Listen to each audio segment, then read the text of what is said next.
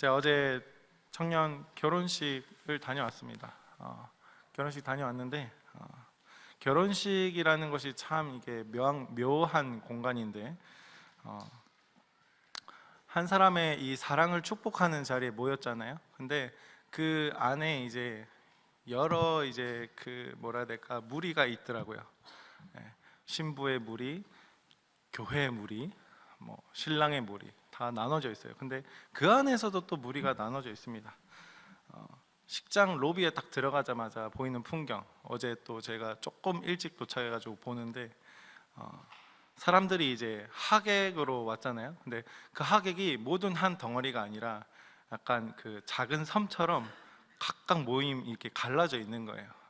근데 심지어 이제 우리 교회 안에서도 우리 교회 한 공동체잖아요. 근데 교회 안에서 이 청년부 안에서도 각각 또 섬같이 모임 그룹 있더라고요. 보면서 이제 사람들은 와 원래 이렇게 모이는 존재구나라고 이제 생각이 드는데 그 중에 이제 사람들을 계속 이제 저는 이제 아내랑 같이 아기를 데리고 왔습니다. 아기를 데리고 와가지고 아기 또 신경 쓰고 아내도 신경 쓰고 또 기도 담당해가지고 기도도 준비한다고 이렇게 정신이 없었는데 그러면서 이제 애들이라기보다 우리 청년들 이제 보면서 어떤 생각이 들었냐? 이런 친구들도 있는 것 같더라고요. 나 지금 어디 무리에 껴야 되지? 물론 이제 우리 교회 셀로 모여져 있죠. 근데 눈치를 딱 보는 느낌이 있는 거예요. 사람을 이렇게 서로 만났을 때 인사하러 가야 되는데 저한테도 뭐 누구 인사하러 오기도 하고 저도 직접 가서 인사하기도 했는데 그 이제 인사를 주고받는 가운데에서 이제 느껴지는 분위기 있죠.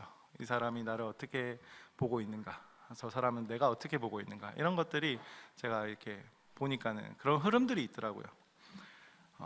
함께하는 교회가 이제 그래도 셀 공동체로 묶여져 있죠. 우리 교회는 셀로 이렇게 딱 심어놨기 때문에 그 무리의 어떤 자기네들 친한 사람들끼리 이렇게 끼리끼리 있는 문화는 좀 덜해요. 다른 교회는 셀로 안 모인 공동체는 얼마나 심하겠습니까, 그렇죠? 그래서 참 어느 정도 이런 끼리끼리의 문화가 해소되는 부분도 좀 있지 않나 싶은데 그래도 한계가 있기 때문에 밖에서나 이제 또 어떤 단톡방 같은 걸 따로 만들어 가지고 혹시 만들고 계신 분 계시나요? 제가 모르는 또 단톡방이 있는지 모르겠지만 어쨌든 그런 끼리끼리 문화를 만드는데 사실 그게 얼마나 위험한 일인지 여러분 본인들은 잘 모릅니다.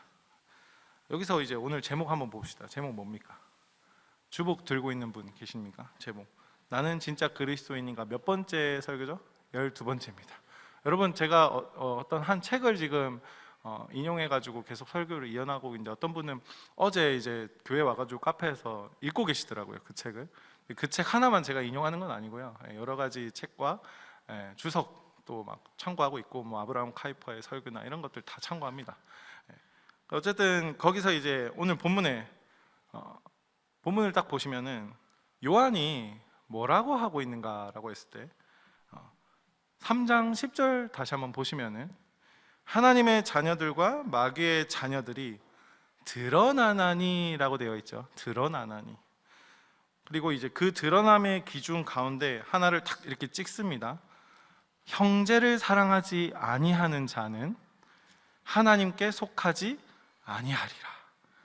자, 그 다음에 14절 보시면 형제를 사랑함으로 사망에서 옮겨 생명으로 들어간 줄을 알거니와. 자, 이렇게 딱 기록되어 있죠. 오늘 설교는 그래서 제가 딱 전달해 드리고자 하는 메시지 뭐냐면 각자 우리 같이 친하게 지냅시다 이런 게 아니라요, 나는 교회에서 내가 편한 사람만 찾고 있는가, 아니면 형제를 알아보고 사랑하고 있는가, 이 질문을 오늘 말씀에서 하는 거예요. 여러분, 여기는 동호회가 아닙니다. 여러분 뭐 좋으면은 거기에 속하고 싫으면 동호회 탈퇴해가지고 나가는 그런 곳이 아니거든요. 그러니까 내가 내 안에 내 마음 가운데 있는 거는 내가 편한 사람만 찾는 그런 본능에서 끌려가는가, 아니면 생명의 표지라고 하는 이 형제 사랑이 나의 기준으로서 교회에서 신앙생활을 하고 있는가입니다. 오늘 왜 요한이 이렇게 단호하게까지 얘기를 하는지 배경을 한번 보시면은 요한일서를 좀 이해하기 위해서는 이 교회 분위기를 하나 떠올리면 좋을 것 같은데 겉으로는 다 교회 다니는 사람들입니다, 이 교회는. 근데 안에 진짜와 가짜가 섞여 있는 상황이라고 보시면 좋을 것 같아요. 이 요한일서의 교회라고 쳤을 때 이 당시에 무슨 일이 있었냐, 그 교회에 이런 사람들이 있었어요. 우리는 하나님을 안다, 우리는 더 깊은 진리를 알고 있다 라고 말하는 사람들이 있었습니다, 그 당시에. 그런데 삶을 실제로 보면은 죄를 가볍게 여기고, 관계를 보면은 형제를 무시하거나 갈라치게 하고 있고, 공동체를 보면은 사랑보다는 자기 우월감이 앞서 있는 그런 시대적 배경을 가지고 있었다라는 겁니다. 심지어 어떤 사람들은 이제 교회에서 아예 나가버리는 사람도 있었어요. 그래서 남아있는 그 성도들이 흔들리기 시작한 거예요. 저 사람들 말이 맞나? 내 믿음이 진짜가 맞나? 나는 구원받은 맞나? 이런 이제 혼돈 속에 있었던 상황이다라는 거죠. 그래서 이 불안이라는 게 교회 안에 퍼졌다라는 거예요. 그리고 요한 1서는 이 흔들리는 이 성도들에게 괜찮아라고 그렇게 말하는 편지가 아니라 뭐냐면, 진짜 신앙이 무엇인지, 제가 계속 이제 이어가고 있는 나는 진짜 그리스도인인가, 이거를 정확하게 알려주고 제시하는 본문이다라는 거죠. 그래서 요한이 쓰는 방식은 어떤 거냐면, 이 아브라함 카이퍼에 의하면 테스트라는 겁니다. 테스트.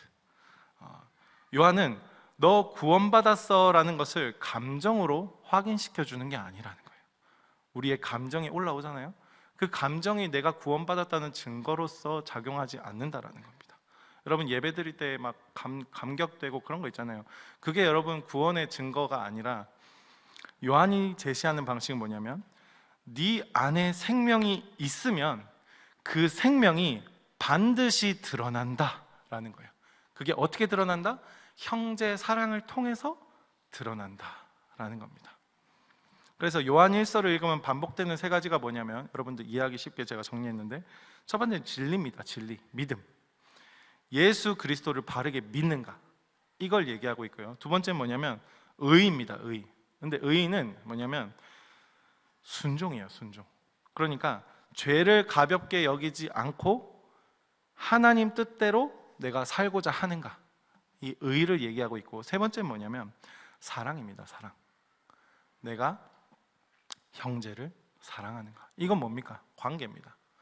근데 상대방이 원하는 방식이 아니라 하나님이 원하는 방식으로 하는 겁니다, 여러분. 그래서 이 세 개가 뭡니까? 첫 번째 진리, 두 번째 의, 세 번째 뭡니까? 사랑. 이게 따로 노는 게 아니라 진짜 믿음이면 순종과 사랑으로 반드시 이어진다라는 것을 오늘 요한 1서에서 얘기하고 있는 거예요. 그래서 말로만 여러분 나 믿습니다, 나 믿고 있어요 라고 하는데, 삶과 이 관계가 그대로면 요한은 아주 그것을 위험하다라고 보고 있는 거예요. 오늘 본문 배경 보시면 10절과 14절에서 말하는 이게 뭐냐면 사랑이에요. 사랑. 사랑합니까? 사랑하는가? 이거예요. 근데 여러분의 그 감정, 뭐 에로스도 있고 여러 가지 그 사랑에 대한 그 종류가 있잖아요. 그게 아니라 정말 하나님이 나를 사랑한 것처럼 내가 하나님을 사랑하고 하나님이 붙여주신 내 이웃을 사랑하는가, 그걸 묻고 있는 겁니다. 왜냐하면 교회가 흔들릴 때 가장 먼저 깨어지는 게 관계예요. 관계. 제가 금요일 설교 때 기도 중요하다 했죠. 관계를 이어주는 거는 기도입니다. 기도. 그래서 이 관계가 가장 먼저 깨어지는데, 이 우리가 논쟁도 할 수 있고 뭐 경건한 척도 할 수 있죠. 그런데 형제 사랑은 여러분 숨길 수가 없어요. 우리가 누구 앞에서 보여줄 수는 있어요, 사람 앞에서. 근데 여러분의 마음은 절대 숨길 수가 없다라는 거예요. 만나면 느껴지고, 그죠? 눈빛만 봐도 느껴져요. 숨길 수가 없다라는 거예요. 결국 드러난다. 오늘 말씀에서 뭐라고요? 드러난다 라고 하고 있는 거예요. 그래서 요한이 이렇게 말합니다. 하나님께 속한 사람은 형제를 사랑한다. 근데 여러분, 사랑한다 그럴 때 여러분이 알고 있는 사랑으로 사랑하는 그게 다가 아니라는 거예요. 그래서 성경을 알아야죠. 형제를 사랑하는 것은 내가 사망에서 생명으로 옮겨졌다라는 증거다라고 얘기하고 있는 겁니다. 오늘 14절에서 그렇게 얘기하고 있죠. 그리고 반대로 사랑하지 않으면 뭐냐면 여전히 사망 안에 머무는 것이다 라는 거예요. 여러분, 이 말 계속해서 여러분 못 알아들으면은 제가 뭐 좋을 게 하나도 없고요. 저에게 뭐 득이 될 건 하나도 없지만 여러분에게 안 좋거든요. 못 알아들으면은 여러분 손해예요. 이해가 되십니까? 표정을 푸시고, 표정을 일단 풀어보세요. 여러분 감정부터 좀 해결해 보세요. 옆에 있는 분과 한번 웃어보세요. 씩 이렇게. 왜 이렇게 분위기가 왜 이렇죠? 표정을 푸시고 하나님의 말씀이 선포되는 겁니다. 여러분, 우리가 기쁜 마음으로 들어야죠. 뭐라 하는 게 아니거든요. 우리 같이 함께 알아가자라는 거예요. 여러분의 가진 선입견으로 상대방을 바라보지 마시고 말씀을 같이 봅시다. 교회 안에 여러분 진짜와 가짜가 섞여서 있거든요, 실제로. 근데 그때 진짜 신앙인은, 진짜 그리스도인은 결국에는 사랑에서 드러나요. 결국에는 드러납니다. 이제 요한이 이걸 묻는 겁니다. 너희는 지금 생명의 방식으로 살고 있냐? 아니면 사망의 방식으로 살고 있냐? 라는 걸 묻는 거예요. 근데 또 여기서 또 걸려 넘어집니다. 아, 나는 그러면 사랑 안 하니까는 나는 구원 안 받았고 사망이네, 마귀 새끼 자녀네, 이렇게 생각하지 말라는 거예요. 제가 부탁드리는 건 제발 그게 아니에요. 그 생각이 들었다는 건 뭡니까? 계속 제가 알려드리죠. 그 생각이 들었다는 거는 내가 하나님 자녀라는 증거라는 거예요. 내가 안 되고 있네라고 깨닫게 하는 분 누굽니까? 하나님인 거예요. 그러니까 안 된다는 것에 눌리라는 게 아니라, 말씀을 들을 때 안 된다는 것을 알고서 하나님 앞에 엎드리고, 부모가 자녀에게 뭐라 하듯이 부모가 자녀 죽이려고 버리려고 뭐라 합니까? 아니잖아요. 눌리라는 게 아니란 거예요. 내 현실, 내 수준, 내 진짜 모습을 하나님 앞에 직면케 하시는 거라고요, 하나님이. 그러면 이제 우리가 어떻게 하면 됩니까? 돌이키면 돼요. 알겠죠? 편하게 생각하시라고요. 너무 어렵게 그 모든 다 행위적으로, 여러분 행위로 뭘 할 수 있을 것 같습니까? 아무것도 못해요. 하나님의 히읗자도 몰라요. 우리 노력으로 하나님 알기 위해서는 아무것도 불가능하다고요. 왜? 이미 끊어졌기 때문에, 관계가 단절됐기 때문에. 근데 그게 누구 통해서 우리가 관계할 수 있는 겁니까? 예수님을 통해서 관계할 수 있는 거잖아요. 그러니까 나의 공로와 나의 의가 하나도 없다고요. 근데 마치 뭔가 나에게 공로와 의가 있는 것처럼 우리가 은연중에 생각하고 있는 게 말씀 앞에 눌리고 이렇게 넘어지는 그런 모습이, 반대로 생각해 보면 나 안에 무언가 있기 때문에라고 스스로 무의식 중에 생각하고 있기 때문이라는 거예요. 이 말이 좀 어렵나요? 쉽죠? 모르면 저한테 와서 물어보세요. 제가 1시간이고도 알려드릴게요. 아무도 안 오더라. 어쨌든 참네. 본론 들어갈게요. 본론. 본문이 말하는 핵심 뭐냐면, 형제의 사랑은 옵션이 아니라 표지라는 거야. 표지. 현대자동차 할 때 현대자동차 표지 있죠, 마크. 그 마크가 형제 사랑이라는 거예요. 기독교의 마크. 알겠습니까? 하나님 사랑, 형제 사랑. 그래서 요한일서 다시 보시면 드러난다라는 말이 참 무섭지만 사실은 분명하죠. 요한일서 3장 10절에 이러므로 하나님의 자녀들과 마귀의 자녀들이 드러나나니, 여기서 포인트는 드러난다입니다. 신앙이라는 거는 여러분 마음속에 감춰두고 있다 해가지고 그런 가릴 수 있는 그런 게 아니에요. 하나님 다 아시잖아요. 결국엔 그게 드러납니다. 여러분, 상대방이 느끼고요, 느껴지잖아요. 그렇죠? 눈빛만 봐도 느껴지죠. 예화로 결혼식 로비에서 제가 섬처럼 갈라진 그 무리들 사이에 딱 서 있을 때 사람들 다 웃고 있었거든요, 그 자리에. 근데 속으로는 이미 다 각자 개인이 판단을 하고 있는 겁니다. 저 사람 왜 저기 있지? 저도 그렇게 판단이 되는 겁니다. 나는 어디에 속해야 되지? 이런 생각도 하고 있죠. 사실 이제 이 질문, 이 생각하는 것 자체가 우리가 의식해서 그 자리에서 의식하고 있지는 않죠. 그럼 완전 신경증 환자잖아요. 그것까지 의식하고 있으면, 그죠? 근데 무의식 가운데 우리가 그런 생각을 하고 있는 게 이 세상 사회, 이 세상, 특히 우리나라 대한민국 사람들 서로 눈치 보고, 그죠? 남에게 어떻게 보이면 좋을까라고 생각하고 살아가는 것들, 그렇게 해가지고 막 유행 타죠. 다 유행, 머리도 똑같이, 옷도 똑같이 입고 막 그런 것들이 우리나라 참 그런 좋은 문화인데, 어쨌든 물론 결혼식장에서 그런 것까지 생각하지 않겠지만, 이게 누구 눈치를 살피고 신경 쓰고 이렇게 너무 신경 안 써도 사실 문제거든요. 근데 요한이 말하는 이 상황에서 봤을 때 요한이 말하는 본질은 뭐냐면, 너의 마음 가운데 두 가지 기준이 있는데,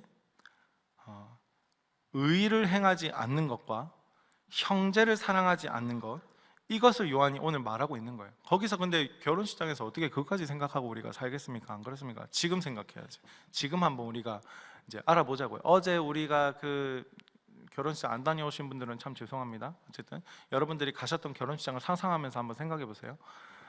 그 안에서 여러분 오해하면 안 되는 게 뭐냐면, 누군가를 딱 쳐다봤을 때, 만났을 때, 내가 기대하지 않는 사람을 만날 수도 있잖아요. 그렇죠?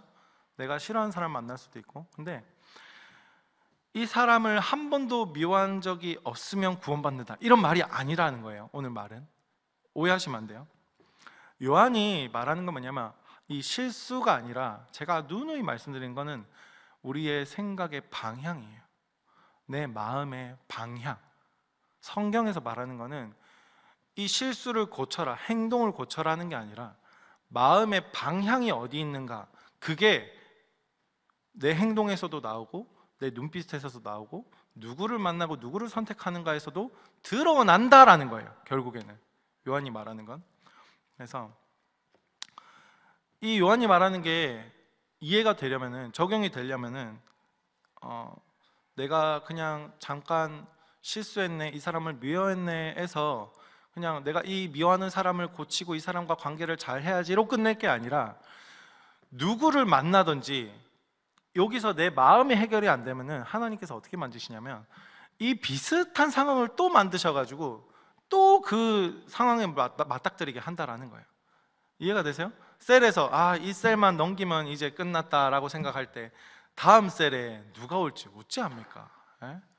안 그렇습니까? 이걸 그냥 내가 넘기고자 하는 그런 의도로서 있는 게 아니다라는 거예요. 그렇게 하면은 하나님 분명히 또다시 만지실 거다라는 거예요. 이해가 됩니까? 그래서 이제 청년부 현실로 여러분 번역을 해주면, 교회 안에서 여러분 형제를 만들고 있습니까? 아니면 내 무리를 만들고 있습니까? 라고 질문하고 있는 겁니다. 오늘 말씀이. 이제 본론 두 번째로 넘어가서, 설교 거의 금방 끝날 것 같아요. 네. 너무 좋죠? 이게 복음인가요? 아멘입니까? 네. 사랑은요, 여러분, 조건이 아니라 증거예요. 증거. 뭐냐면, 생명이 들어오면 사랑이 나오는 거예요. 내가 사랑하기 위해서 어떤 조건을 충족해야지 사랑이 나오는 게 아니에요. 생명이 나에게 들어왔기 때문에 내가 사랑하는 거예요. 네. 이해가 되십니까? 여러분 어떻게 하나님께 기도할 때 하나님 도저히 난 저 인간 사랑할 수 없습니다, 이게 솔직한 고백이라고요. 와, 저 사람 하나님 어떻게 생각하십니까 도대체? 여러분 이게 솔직한 기도라고요. 그럼 하나님한테 사랑 못하니까 내가 사랑하는 마음을 하나님 주셔야죠, 이게 아니라고요. 이해가 됩니까?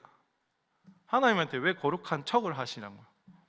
하나님한테 우리가 솔직하게 아들로서 딸로서, 저 사람 사랑 안 되면 사랑 안 됩니다, 꼴보기 싫습니다, 죽이고 싶습니다, 이렇게 기도할 수 있지 않습니까? 그게 욕기도 아니에요, 여러분? 욕기도 많이 하십니까? 제가 또 나중에 누구한테 요한 목사가 욕하라 그러더라 막 기도할 때, 이렇게 또 소문내시면 안 되고요. 어쨌든 형제를 사랑함으로 사망에서 옮겨 생명으로 들어간 줄 알거니와라고 했을 때, 형제를 사랑함이 사망에서 생명으로 옮기는 개념이 아니라는 거예요. 형제를 사랑한다 하기 때문에 우리가 사망에서 생명으로 옮긴 게 아니라, 사망에서 생명으로 옮김 받은 사람은 형제를 사랑한다, 이겁니다. 이해가 되십니까?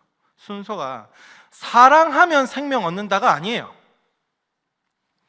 생명으로 옮겨졌기 때문에 사랑이 나온다, 이겁니다. 기독교에서 말하는 본질은 이겁니다. 그래서 형제 사랑이라는 것은 우리가 구원받기 위한 미션이 아니다. 아니에요. 여러분, 구원받은 사람에게서만 나오는 그런 새어 나오는 그런 사인인데, 예를 들어서 여러분 심폐소생술을 하는 그거 보신 적 있죠? 뭐 직접 해보신 분도 있겠지만, 심폐소생술이 성공했을 때 확인하는 건 뭡니까?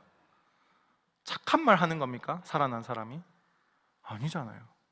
심폐소생술 하고 살아난 거 확인하기 위해서 너 착한 말 하는지 보자, 이런 사람 있습니까? 뭐 사이코패스죠 완전. 뭘 확인합니까? 호흡이 돌아왔나 확인하잖아요. 그죠? 심폐소생술 하는 사람한테 어떻게 착한 말까지 시킵니까? 바로 태어난 사람한테, 아니 되살아난 사람한테, 태어난 게 아니죠. 어쨌든 이 요한이 말하는 형제 사랑이 그런 거예요. 영적 호흡 같은 거예요. 영적 호흡. 네. 사랑이 진짜 움직이기 시작한다면 이 살아있다라는 증거가 되는 거예요, 여러분.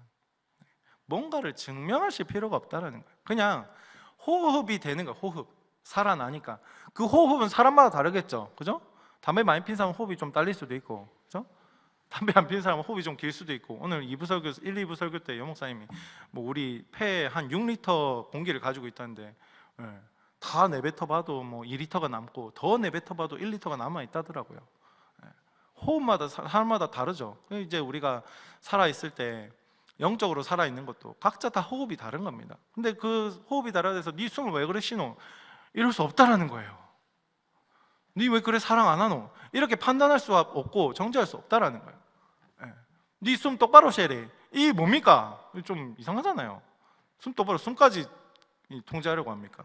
이는 마찬가지인 거예요. 교회 안에서 우리가 같이 서로를 찌르고 하는 것들은 굉장히 무례한 거, 생명까지 건드는 일이거든요. 하나님의 영역까지 침범하는 겁니다. 그런 거는. 어쨌든 그래서 반대로 요한은 또 이렇게 말합니다. 사랑하지 아니하는 자는 사망에 거한다. 자, 여러분, 이 말을 들으면 어떻습니까? 네? 내가 미워했으니까 난 사망이네, 이런 생각이 듭니까? 미워한 사람 있습니까? 네? 저 미워한 사람 없을 것 같습니까? 네. 너무 많아요. 네. 순간순간 올라오는 미움이 있어요. 누구를 진짜 계속 미워한다는 게 아니라 순간순간 올라오는, 제 아내도 미워할 때 있어요. 네.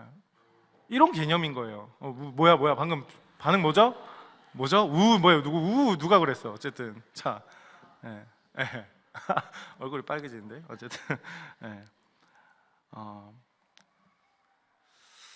중요한 거는 우리가 겉으로 괜찮은 척하고 속으로 품고 있는 마음들이 있죠. 그거, 사람은 속일 수 있는데 하나님은 절대 못 속입니다, 여러분. 그 마음을 제가 계속 말씀드리는 거는, 하나님 앞에서 해결하지 않은 사람은 드러난다고요. 여러분, 하나님 앞에서 해결하셨냐라고 묻는 겁니다. 여러분, 마음이 좋아지셔야 됩니다라고 말하는 게 아닙니다. 그 좋지 않은 마음, 그걸 그대로 하나님한테 들고 가시라고요. 들고 가셨냐라는 겁니다. 오늘 묻는 거는. 여러분, 우리의 죄성이 남아 있죠? 죄성 남아 있는 거 올라오지 않습니까? 안 올라온 사람 있습니까? 여기 다 성인군자입니까? 아니잖아요. 다 같이 올라옵니다. 근데 올라오는 것을 우리가 교회에서 배우는 건 뭐냐면, 그것을 들고 하나님한테 가라. 하나님한테 가면 하나님이 분명히 음성을 들려주셔요. 그게 하노라, 이게 아니에요. 우리 마음을 변화시킨다는 거예요. 내 마음. 여러분, 마음이 변하면요, 표정도 변해요. 표정이 변하면 눈빛도 변해요. 그러면요, 누구든 다가가기 쉬워요. 요즘 저한테 잘 안 오던데 아무도. 제 눈빛이 이상합니까? 네. 누가 너무 고개를 세게 끄덕이고 막 이러는데, 진짜 저 항상 열려 있거든요. 네. 여러분, 선입견이에요. 네. 그렇게 보지 마시고. 네. 어쨌든 요한은 딱 잘라 말하는 게, 형제 사랑이 없으면 너는 여전히 사망의 방식으로 살고 있을 가능성이 크다, 이겁니다. 그래서 형제 사랑은 그럼 뭔가? 여러분, 호감이 아니라 우리의 시선이에요. 형제로 보는 시선. 내가 호감을 느껴서 사랑할 수 있는 게 아니라, 호감을 느끼면 누구든지 사랑할 수 있어요. 그 사람이 좀 나와 비슷한 사람이고 나와 코드가 맞고, 그거는 쉬워요. 그거는 성경에서 말하는 형제 사랑이 아닙니다. 뭐냐면 우리의 생각이 변해야 돼요. 우리가 바라보는 시각이 변해야 돼요. 니고데모가 안경을 벗어야 되듯이, 니고데모는 이제 벗지 않아가지고 다시 태어나라 하니까 진짜 엄마 뱃속에 들어가서 다시 태어납니까? 이런 이상한 질문을 했는데, 우리 어떻습니까? 우리의 이 색안경을 벗어야 된다고. 우리의 생각이 변해야 된다고. 뭐 이런 청년들도 있습니다. 목사님, 저는 사랑하고 싶어도 그 사람이랑 진짜 안 맞거든요. 이런 얘기를 한 사람이 있습니다. 맞아요, 안 맞을 수 있어요. 근데 제가 뭐라고 하는 겁니까? 맞추라는 겁니까? 아니, 하나님한테 그걸 들고 가라고요.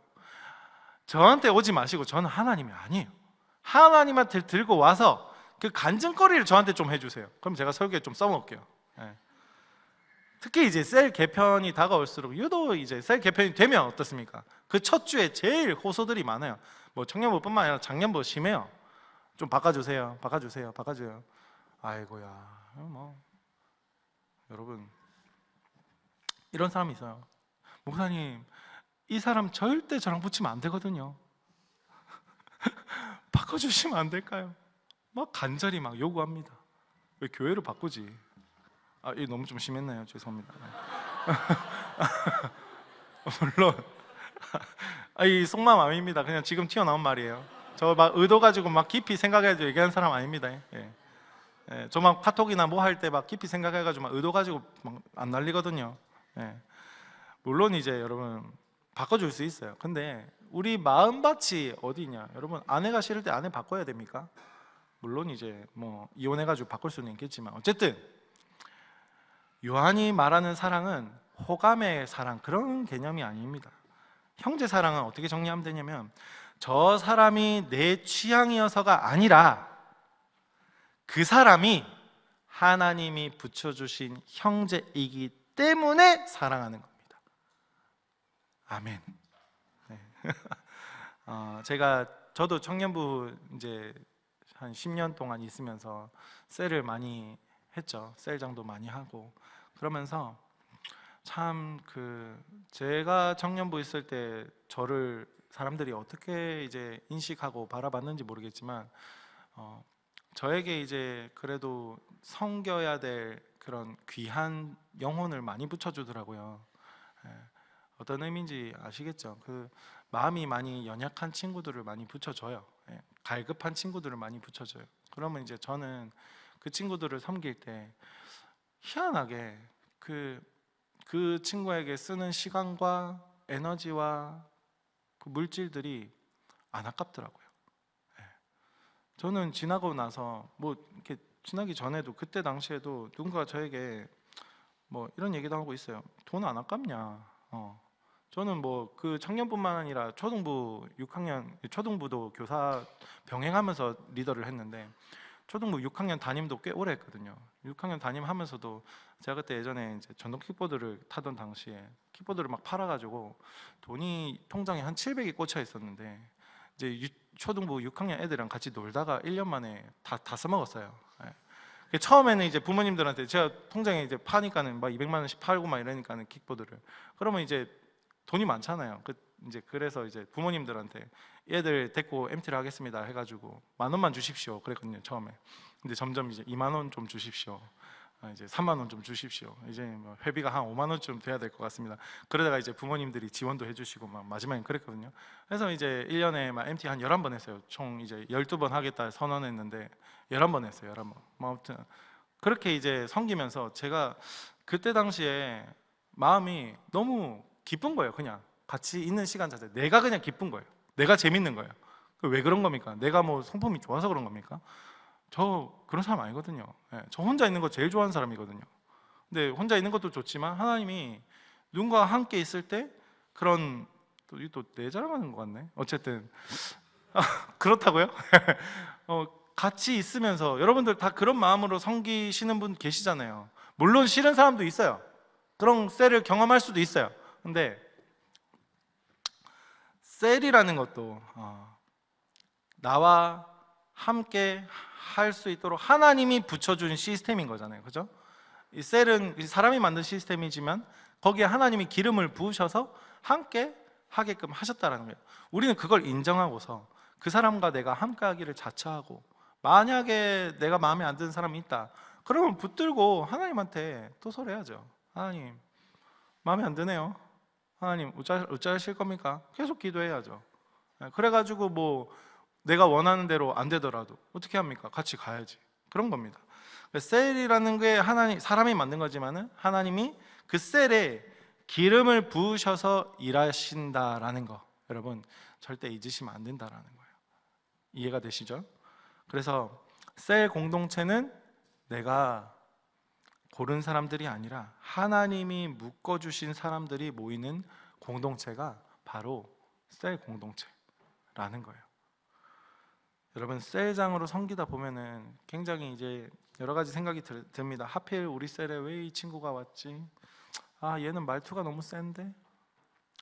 아, 얘는 너무 조용한데? 아, 답답하네. 또 어떤 애는 자꾸 분위기 깨는 말만 하네. 셀 모임 하는데. 아, 얘는 그래서 이제 나중에는 처음부터 시켜가지고 시간을 정해가지고 5분만 발언하게 해가지고 셀 모임 진행해야겠다. 이런 또 노하우도 생기죠. 막 어떤 애는 같이 있으면 그냥 피곤해요. 막 에너지 빨려요. 막 집에 가면 막 녹초가 돼요. 누구 때문인가 처음에 몰랐는데 알고 보니까 걔 때문이야. 이런 경험 해보셨죠? 여러분, 이런 속마음 다 있지 않습니까? 제가 그걸 정죄하는 게 아니라는 거예요. 저랑 같이 셀 해본 청년도 여기 있는 것 같은데, 우리 마음이 무조건 하나님이 말씀하시는 그 율법대로 돼야 된다라는 걸 말하는 게 아니라, 오늘 말씀은 안 되는 것을 가지고 그대로 하나님한테 가시라고. 그대로. 이거 하고 계십니까, 여러분? 아무도 안 하고 계십니까? 여러분, 결혼하신 분 남편과 아내 저 뒤에 있네. 아내가 남편이 마음에 안 들 때 어떻게 합니까? 바꾸려고 합니까? 말로써 막 이겨가지고? 안 됩니다. 그거 안 바뀝니다, 절대. 아내가 바뀔 것 같습니까? 안 바뀌어요. 어떻게 해야 되냐면 하나님한테 내가 엎드리는 거예요. 아멘. 하나님 앞에 내가 먼저 엎드려야 돼요. 부부가 싸운다는 거는 둘이 비슷해서 그래요. 한 사람이 예수님의 마음을 품으면 싸움이 일어납니까? 안 일어난다라는 거예요. 그럼 뭡니까? 내가 아내랑 똑같다, 아내도 나랑 똑같다. 뭡니까? 둘 다 똑같은 죄인이다. 셀도 마찬가지인 거예요. 우리 다 같은 죄인이기 때문이에요. 내가 뭐 잘나가지고 의인이 돼가지고 뭐 먼저 됐으니까. 여러분, 하나님 관점에서 보면은 하나님이 붙여주신 사람을 사랑하지 못하는 사람 하나님이 제일 안타까워하십니다. 그리고 내가 봤을 때 답답해 보이는 그 사람 하나님이 제일 사랑하십니다. 이게 기독교의 원리입니다. 그래서 이 마음들, 제가 지금까지 계속 해왔던 그런 우리의 죄된 본성으로 인한 그 마음들이 우리에게 올라올 수 있는 마음이라는 거죠. 그런데 구원받은 자라면, 여러분 여기서 잘 들으셔야 되는 게, 구원받은 자라면 하나님이 기뻐하는 그 방향으로 이제는 우리가 선택을 할 수 있어요. 선택. 여러분, 구원받기 전에는 내가 기뻐하는, 내가 원하는 것만 선택할 수밖에 없었습니다. 왜? 단절됐기 때문에, 하나님이랑. 근데 구원받은 자라면 이제는 하나님이 기뻐하는 게 뭔지 우리가 알게 된 거예요. 그래서 내가 선택할 수 있다라는 거예요. 그게 바로 제가 계속 말씀드리는 자유인이라는 거예요. 구원받은 사람. 그 선택 가운데 우리 시선이 변하는 거거든요. 나를 귀찮게 하는 인간은 어떻게 내 시선이 바뀌냐면, 내가 섬겨야 할 사람으로 내 시선이 바뀌는 거예요. 셀 분위기를 망치는 인간은 어떻게 내 시선이 바뀌는 거냐면, 하나님이 나를 훈련시키기 위해서 붙여주신 사람인 거예요. 그 셀 분위기 망친 사람은. 잠수 타고 묵묵부답인 그런 인간이 있죠. 하나님 앞에 이전에 나와 같은 그런 영혼인 거예요. 예전에 난 거예요. 우리 많이 돌아왔잖아요, 그죠? 모태신앙인 저도 많이 돌아왔다고 얘기하는데, 여러분 당대 신앙인 분들 많이 돌아오셨잖아요. 저도 동일합니다. 그래서 오늘 말씀을 제대로 이해하고 여러분들이 적용을 하시면 우리의 시선 자체가 달라질 거예요. 우리의 보는 그 시각 자체가. 다시 오늘 말씀 읽어드리겠습니다. 형제를 사랑하지 않는 자는 하나님에게 속하지 않는다. 형제를 그래서 사랑하는 것으로 내가 생명에 속한 줄을 안다. 우리가 아는 거예요. 깨닫는 거.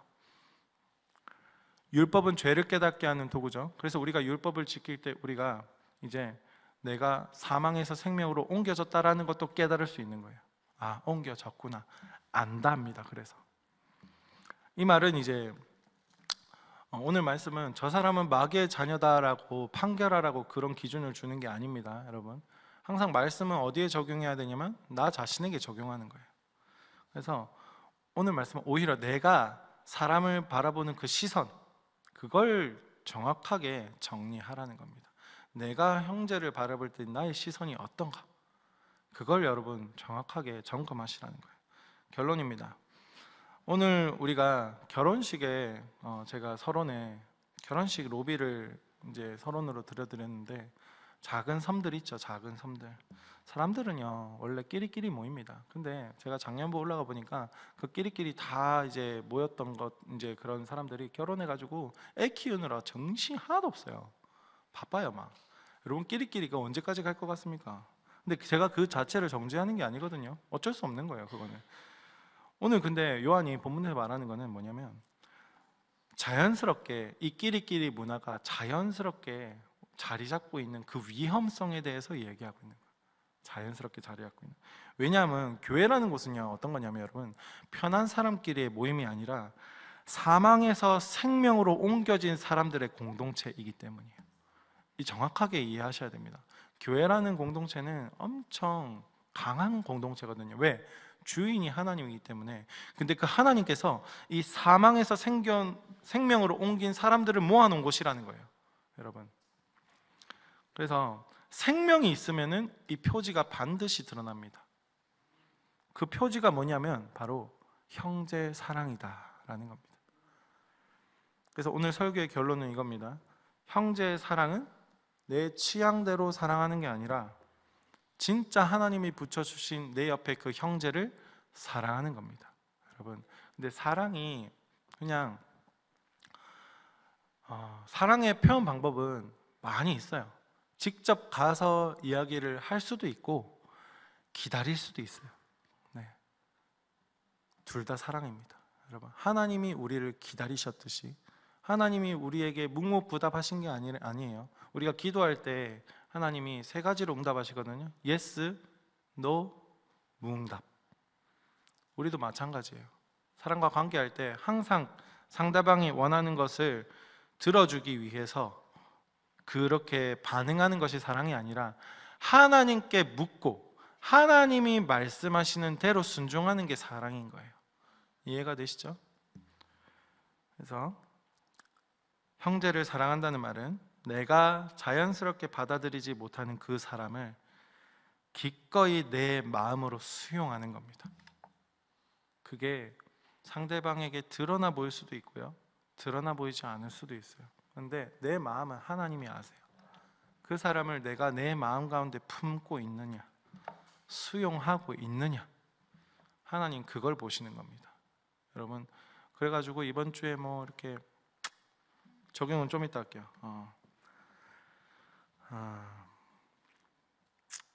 형제 사랑은 감정이 먼저 이렇게 올라오는 그런 게 아니라 오히려 이런 순간부터 형제의 사랑이 시작되는데, 어떤 거냐면 마음이 안 드는 그 사람을 그냥 나의 하나님이 주신 믿음으로 이 친구도 형제다 라고 내가 선택하는 거예요. 미워하기를 선택하는 것보다 사랑하기를 선택하는 거예요. 네. 그리고 주위를 둘러봤을 때 소외된 사람 있죠. 기꺼이 수용하는 겁니다, 여러분. 교회 안에서도 일진 비스무리한 게 있기도 해요. 비스무리한 게 있어요. 저 그 고등학교 때 저는 이제 저희 학교 제가 좀 그때 이제 환경적으로 공부를 안 해가지고 제가 또 실업계를 갔는데, 그때 당시에 이제 저는 이제 선도부 부장이었어요. 선도부 부장하면서 이제 제 친구들, 제가 경기도 안산에 살았는데 안산 아시는 분들은 아시겠지만 좀 싸나운 동네거든요. 거기에 이제 싸나운 친구들이랑 같이 살았는데, 그 친구들 제일 싸나운 제일 성격 더러운 제 친구들 다 세워가지고 이제 뭘 없앴냐면 일진을 없앴어요. 그 학교에 일진이 없었어요. 그럼 누구는 말하겠죠. 너희들은 일진 아니었냐? 아니야. 저희는 이제 연약한 아이들과 함께 축구하고 놀고, 전 그때 또 심장이 아팠거든요. 심장이 아파서 축구하다가 기절하고 막 그러면서도 같이 즐겁게 놀았던 기억이 있습니다. 여러분 어떻습니까? 마음에 교회 안에서도 동일한 그런 일진 무리가 있을 수 있습니다. 청년이라고 없을 것 같습니까? 동일합니다. 그거를 여러분 하나님 앞에 들고 가서 하나님의 마음으로 나 자신을 먼저 품으시고, 상대방이 안 품어진다는 것은 나도 안 품어지기 때문이거든요. 나를 먼저 품으시고 하나님한테 구하는 우리 형제 자매들이 되었으면 좋겠어요. 그래서 적용입니다. 이번 주 딱 하나만 적용해 봅시다. 여러분 오늘 설교 들었던 분, 내가 마음으로 밀어냈던 그 한 사람 있을 겁니다. 분명히 있을 겁니다. 근데 그 사람에게 의도적으로 수용하는 것을 한번 해보세요. 의도적으로. 여러분 적용이에요. 내 마음 가운데 밀어냈던 사람 있죠? 의도적으로 수용하는 행동 하나를 해보세요. 실천 아주 단순하게 정해봅시다. 제가 예배 후에 내가 먼저 그 사람에 가서 인사해 봅시다. 예배 후에 셀에서 그 사람에게 먼저 질문을 던져주면서 먼저 그 사람이 주인공이 되게끔 한번 해봅시다. 그리고 또 어떤 적용도 할 수 있을까요? 이번 주 안에 커피 한 잔 마셔봅시다. 그 사람이랑. 어떻습니까? 커피 마실 돈이 없으면 저한테 말씀하십시오. 제가 드릴게요. 그렇다고 지금 연락 너무 많이 하면 좀 곤란합니다. 아마 없을 거라고 생각하는데, 어쨌든 포인트는 이거예요. 중요한 건 포인트는 뭐냐면 내가 먼저예요. 내가 먼저. 내 마음이 풀리면이 아니라 내가 먼저 수용하기로 선택하는 거예요. 이해가 되시죠? 그래서 만약에 이 설교를 이제 들은 사람들 중에 만약 누군가가 오늘 적용을 나한텐 한다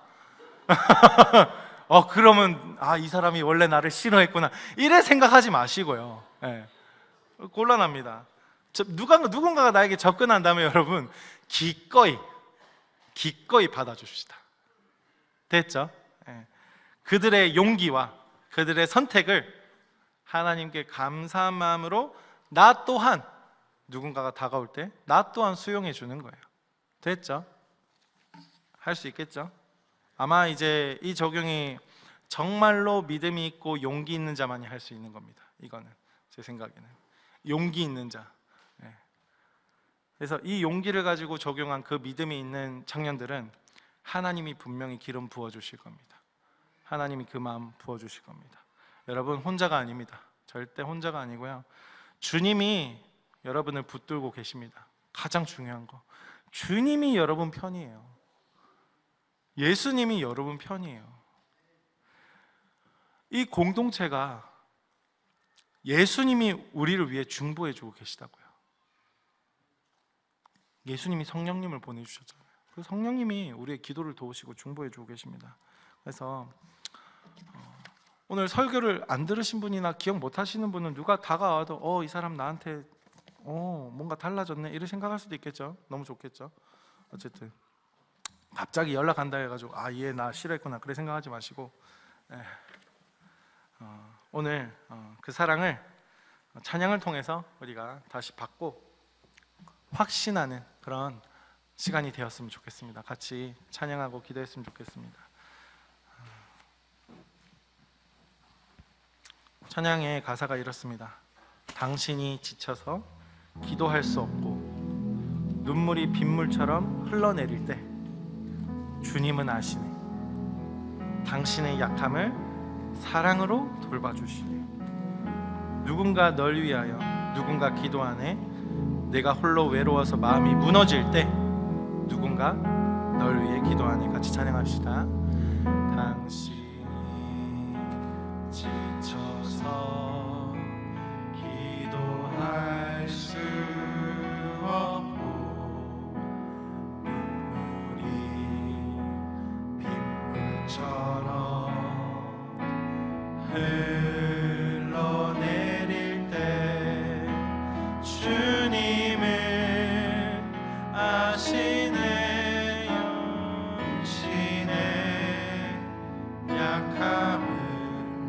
사랑으로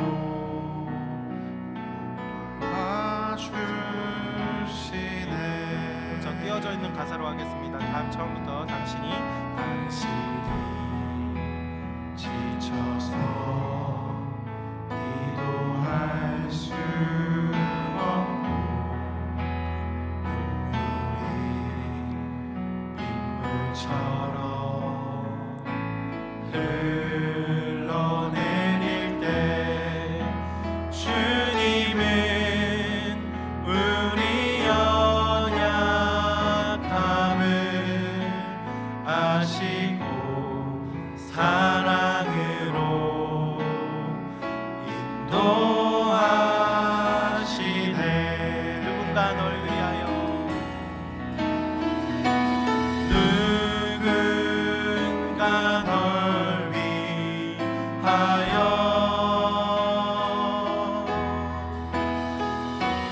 누군가 기도하네. 주님이 우리를 기도해 주십니다.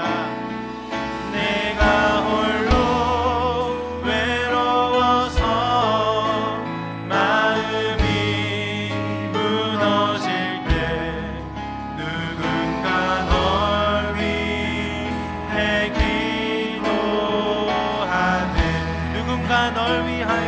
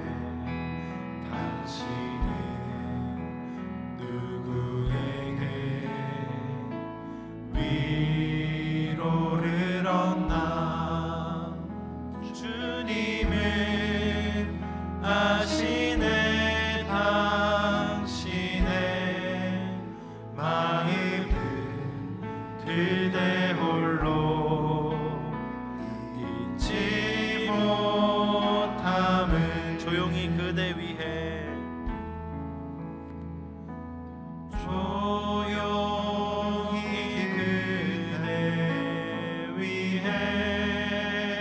누군가 기도하네. 누군가 기도하네.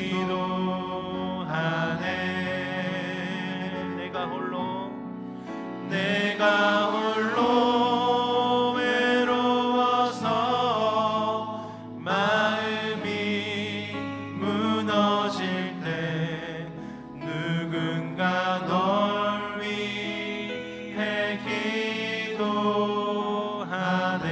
누군가 널 위하여 누군가 널 위하여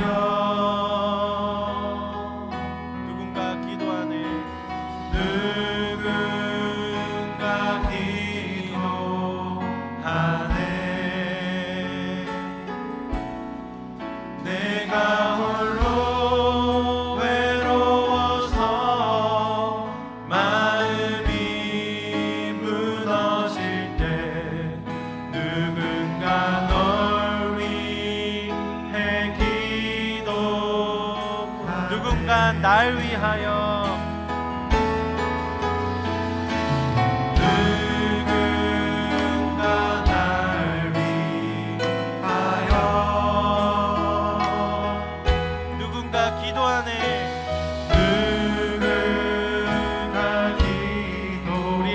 날 위해 기도해 주고 계십니다. 내가 홀로 외로워서 마음이 무너질 때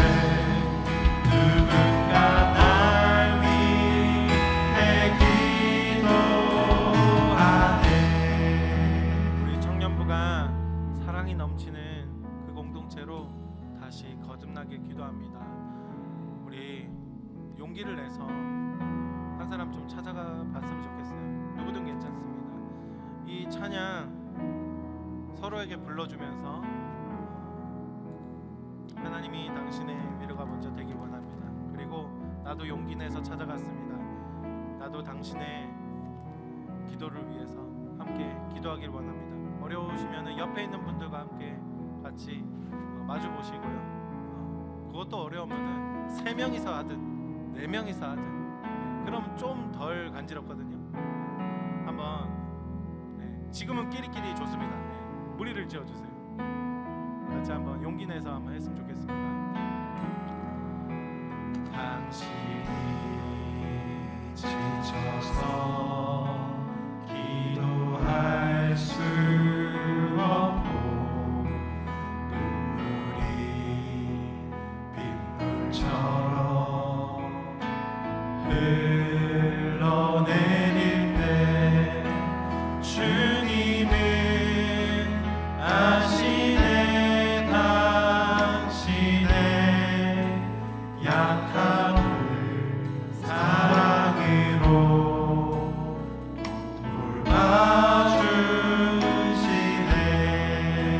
누군가 널 위하여 누군가 널 위하여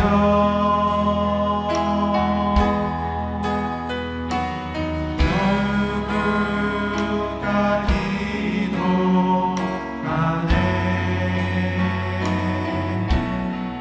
내가 홀로 외로워서 마음이 무너질 때 누군가 널 위해 기도하네. 누군가 널 위하여 누군가 널 위하여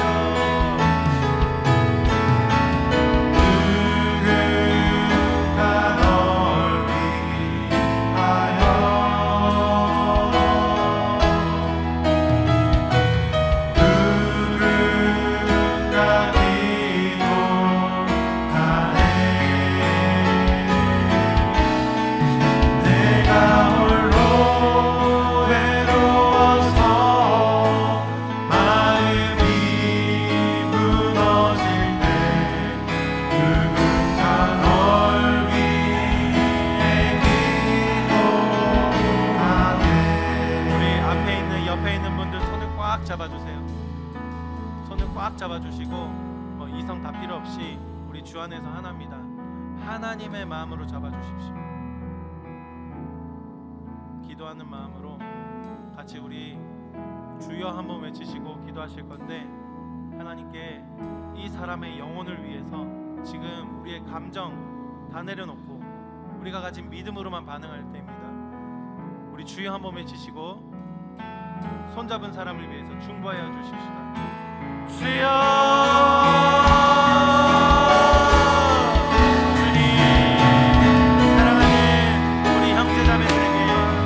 성령 하나님, 지금 그 마음에 살아계신 성령이 가득케 하셔서 우리의 기도의 문을 열어주시고 우리의 이 상처받은 마음을 주님께서, 아버지 하나님께서 위로하여 주시고 깨끗게 하여 주시고 우리 성년의 때에 하나님을 믿는 것이 무엇인지, 교회가 무엇인지, 공동체의 힘이 어떤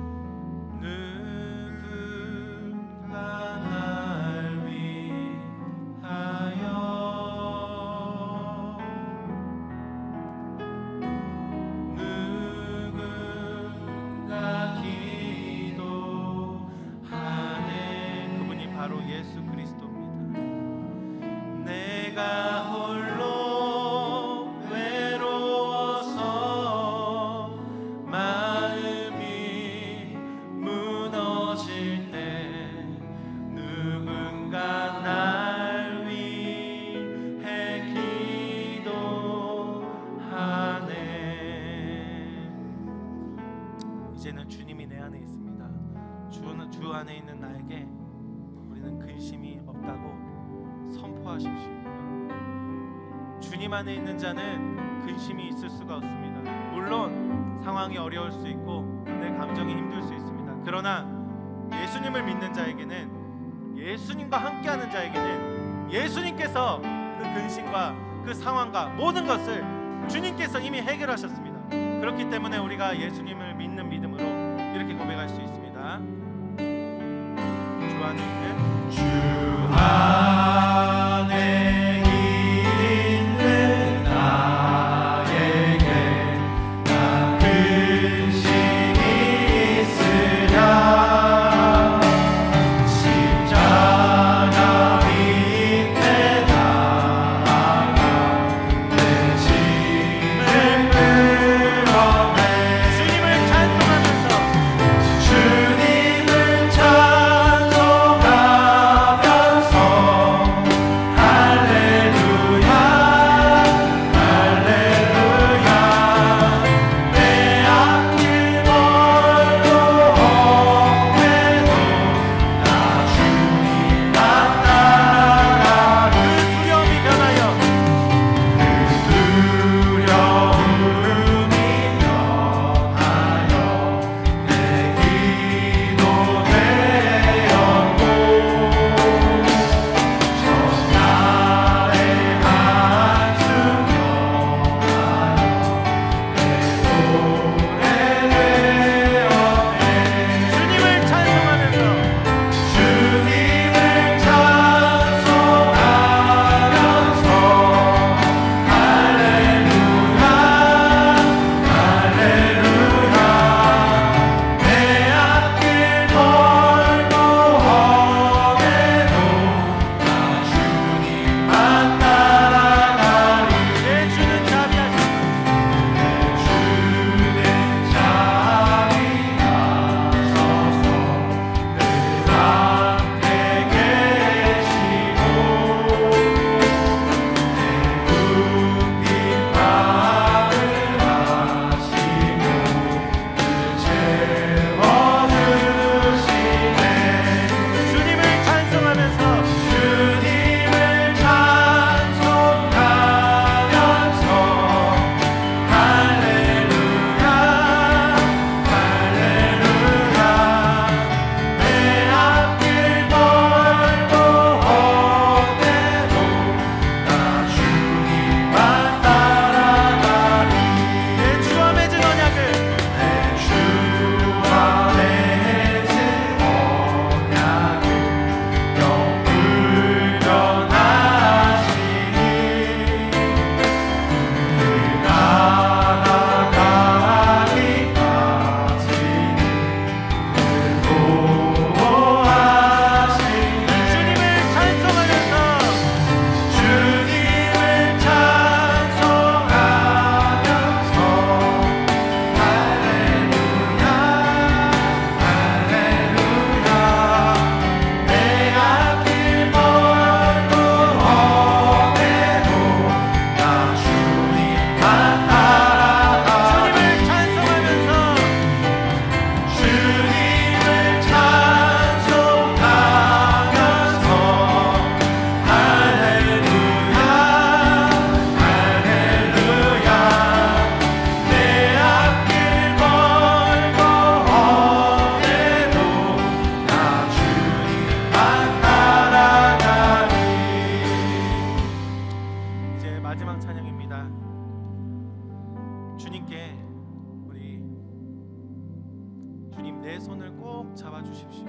아까 우리 형제 자매들끼리 손 잡았는데 그게 바로 주님이 붙잡으신 손입니다.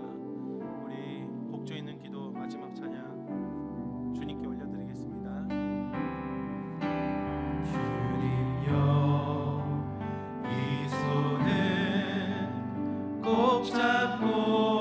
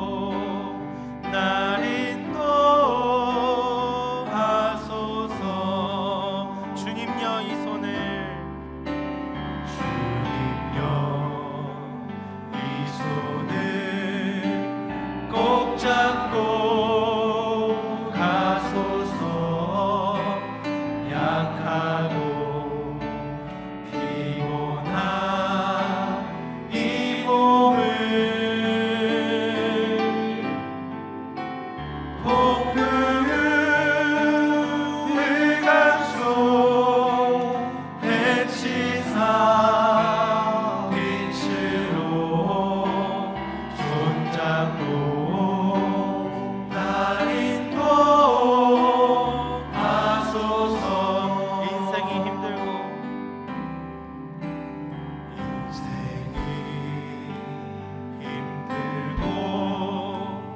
고난이 겹칠 때 주님여 날 도와 주소서.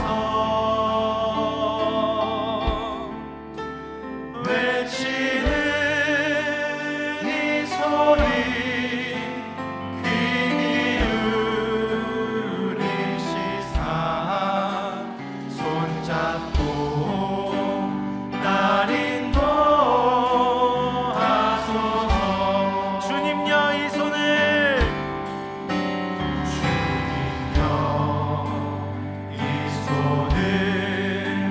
꼭 잡고 가소서. 약하고 피곤한 이 몸을 꼭 그을감소 해치사 빛으로 손잡고 날 인도하소서. 우리 마지막으로 주여 세 번 외치시고 기도할 건데, 하나님 우리에게 하나님을 사랑하는 마음과 하나님이 붙여주신 그 사람을 사랑하는 마음을 주님 부어주시옵소서. 주님 내 손을 꼭 붙잡아 주시옵소서. 우리 주여 세 번 외치시고 기도하시겠습니다. 주여 주여 주여.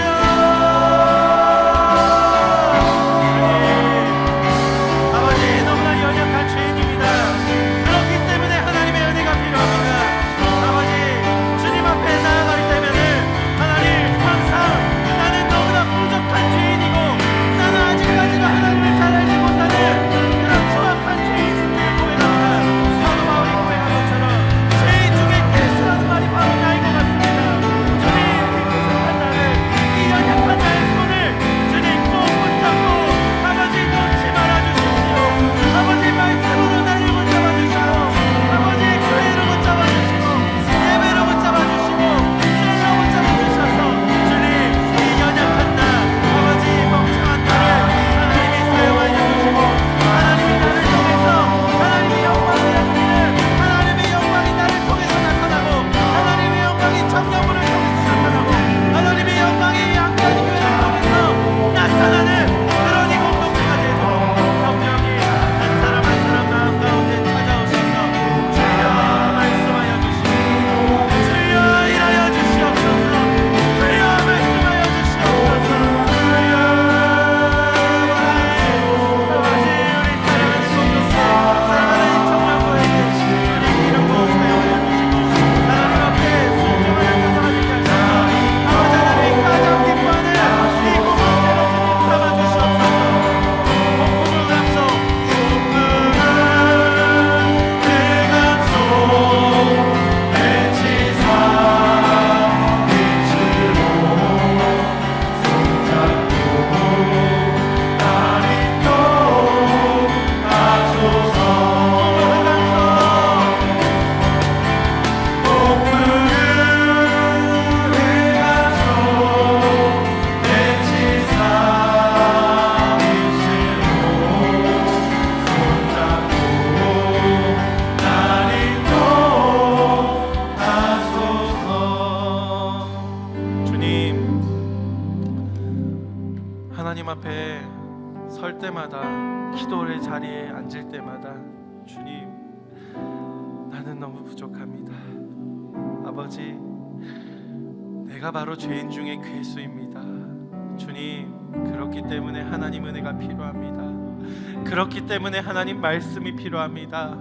아버지 말씀을 볼 믿음도 허락하여 주시고 말씀을 이해할 수 있는 지혜도 허락하여 주셔서 아버지 하나님 우리가 청년의 때에 하나님을 알고 하나님을 예배하는 이 시간들이 얼마나 하나님 가장 기뻐하시는 것인지, 나중에 지났을 때 자녀를 낳고 부부와 함께하면서 청년의 때에 정말 하나님을 믿고 함께하는 교회 청년부에서 비록 쉽지 않고 어렵지만 이곳에서 버티고 남아 있었던 것이 가장 하나님이 기뻐하시는 거였구나, 그래서 나에게 이렇게 복을 많이 주셨구나라고 고백할 수 있는 그런 함께하는 교회 청년부가 될 수 있도록 성령님 기름 부어 주시옵소서. 아버지, 작은 예물 들고 왔습니다. 주님께서 아버지 우리 청년의 신앙 고백을 받아주시고 각자 필요한 부분에 주님께서 채워주셔서 더 큰 신앙 고백으로, 더 감사한 신앙 고백으로 드려질 수 있는 우리의 신앙 고백이 될 수 있도록 주님 도와주시옵소서. 오늘도 주님께 감사드리며 예수님의 이름으로 기도합니다. 아멘. 지금은 우리 주 예수 그리스도의 은혜와 하나님 아버지의 놀라우신 사랑과 성령의 교통하심과 충만하심이 오늘도 하나님을 사랑하고 내 형제 이웃을 사랑하고자 하는 우리 청년부 머리 위에 지금으로부터 영원토록 항상 함께 있을지어다. 아멘.